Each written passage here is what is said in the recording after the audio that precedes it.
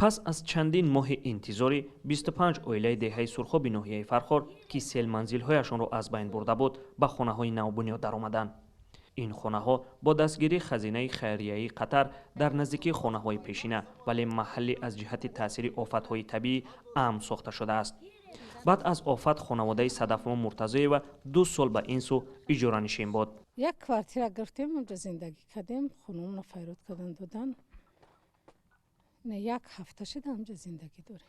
100 بار شکر خدمه کلین بچه‌م 4 تن هستم. 2 سال پیش در دهه سرخاب ناحیه فرخار سیل 10 خانه را تخریب کرده بود. بعد بدادگری‌های سیل حکومت قطر به حکومت ناحیه فرخار کمک کرده 10 خانه بنیاد کردند. یک هفته قبل حکومت ناحیه فرخار خانه‌های بنیاد شده را به ساکنانی که از سیل ضرر دیده بودند تقدیم کرد. ساکنان دهه سرخاب در سالهای 2018 2019 از آفت‌های طبیعی که ضرر دیدیم امروز در این موضع صاحب منزل‌های نو و زیبا شدند.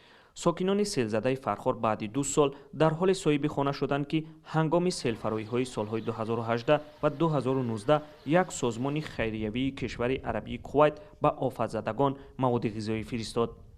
این فوند خیریوی آن وقت به هر یک خانواده از سیل ضرر دیده یک خلطه آرد، شکر و 5 لیتر روغن داده بود. ضرر سیل آن وقت در 4 ناحیه ولایت ختلان از جمله 5 فرخار بیش از 19.5 میلیون سومانی برابر بیش از 2 میلیون دلار حساب شده بود.